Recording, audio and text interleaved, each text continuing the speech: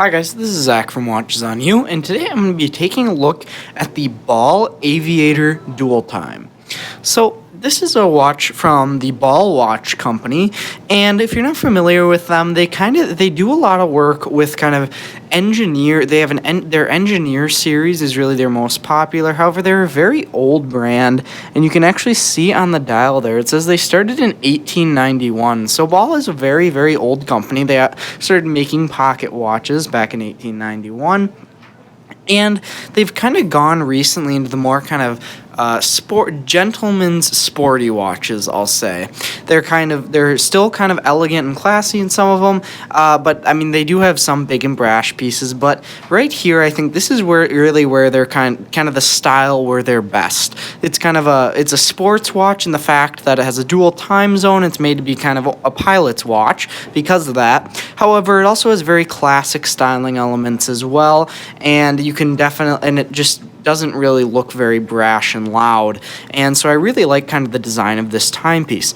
Now, another thing Ball isn't known for is using tritium gas tubes.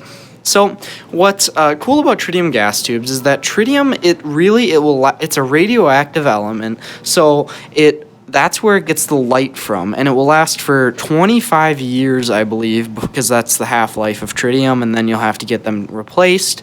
But tritium gas, that's just very reliable. They'll last forever, through the entire night, no matter how long, just because they're constantly emitting light due to their radioactive nature versus typical lume, which is really going to which might last a whole night, but typically won't last the entire night, and just not going to last as long as tritium. So that's what's good about tritium lume.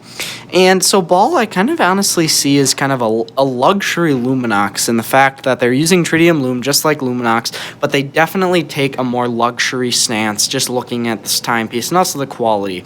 So let's go into this watch.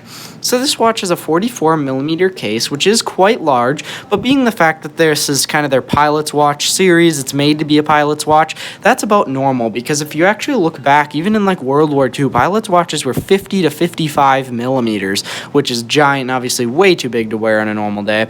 But so pilot's watches are typically large, same with the IWC Big Pilot that's still out. So I think that the size is about right, because they want to kind of keep it that pilot's watch style, which is going to be very large for easy readability, which is what I actually like about this. It's a very, very easy to read timepiece, just the contrast between the various indexes and the rest and the dial of the watch. So you can see it's got a black matte dial, and there are quite a different kind of steps to it, and I think that it looks very nice. It just kind of provides just the right amount of uniqueness. I like the red minute hand on the GMT, just gives that little pop of color, and I also really love the date window, which, as you can see, is a digital date. So you're getting two large windows, one for the day when it's 10 and over, and one for the day for the just single day 10 and under, or for the second number. So just very easy to read, just makes it quite a bit larger than a typical date. And as you can see, that is the GMT, the second time zone down there at 6 o'clock in that subdial. Now, this is a more interesting implementation, as a lot of GMT timepieces or dual time watches will put the GMT or dual time hand on the center stock and then make it a 24-hour hand that will go around.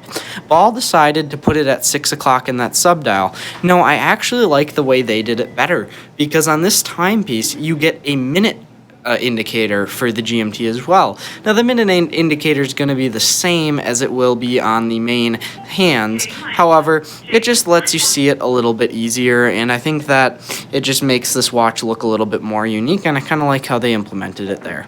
So, going back to the tritium gas lume that this watch has. So one thing that you can do with tritium is you can make it into basically as many colors as you want, and give watches that have them very, very cool lume. So I'm going to demonstrate with this little UV flashlight right here, the lume on this watch. So as you can see, it has orange lume going all the way around, and then at 12 it has green lume. Sorry for the exposure there, it's kind of blown out because it's very bright when you do the UV flashlight here. I'll try and fix it up a little bit better for you guys. So you can see it as green at 12 o'clock, and then it has orange going all the way around, and it just looks very, very cool. And then you also have blue loom in every minute. So it's just got an insane number of these tritium tubes, and it looks absolutely fantastic. You can see the GMT dial is also loomed as well, same with the GMT hour hand. And again, it just can give with tritium loom, you can give the watch such a cool look that you just can't accomplish with typical loom. So that's one thing that this watch has going for it that really not many others do. So now I'm going to actually move on to the movement in this watch. So the movement in this timepiece, it is an ETA movement. I believe it's the ETA 2892. However, Ball does put some finishing into it. And actually, if you see this movement out of the case, you can look up some pictures of it online or something. And you'll see actually that the movement is finished quite well. There's Côte de Genève, there's perlage on it. And that's one thing I love to see, because there are some brands that will sell watches around this price point and not really do too much finishing. I mean, Oris, I don't mean to call them out, but some of their watches could use some more finishing on the case back. Now, generally, they're cheaper than Balls. Generally, they're cheaper than Balls, but I think that they could do a little bit more finishing, and there's some others. So it's nice to see that Ball went in there and they actually put some more effort into it. It's kind of like what Breitling does with their ETA movements.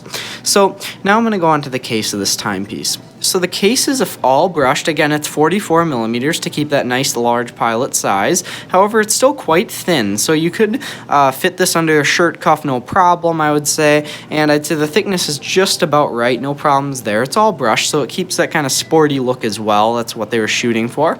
And then on the case back, you can see it's got this cool kind of aviation-inspired case back where you have the right flyer right there. It says Ball Watch Co. And it also says it is anti-magnetic. So this watch does have an anti-magnetic rating on it as well, so you won't really have to worry too much about magnetizing your timepiece.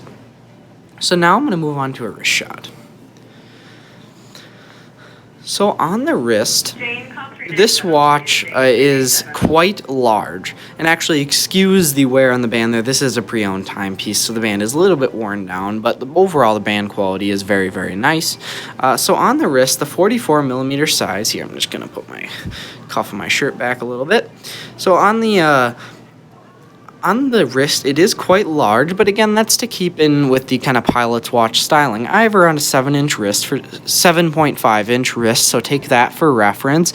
And it is a large watch. It's definitely a large watch, but if you have a larger wrist, you could definitely pull this off, no problem. I love the elegant yet sporty styling of this piece. You can really wear it with everything, and I think that they did a very good job on the design. The thickness is great, as you can see that it would pretty easily slip under a shirt cuff or sleeve if you need it to. And overall, I think that this watch wears very nicely for what it's trying to accomplish. So I'd like to mention that this watch is available here pre-owned at Continental Diamond in St. Louis Park, Minnesota. The price for this watch pre-owned, it comes in at $2,100, which I think the finishing around this is going to be actually quite a bit better than any tag you'll get at this price point. So I think that is pretty good value in this on this timepiece. So thank you guys for watching. Remember to like, subscribe, and share. Thanks.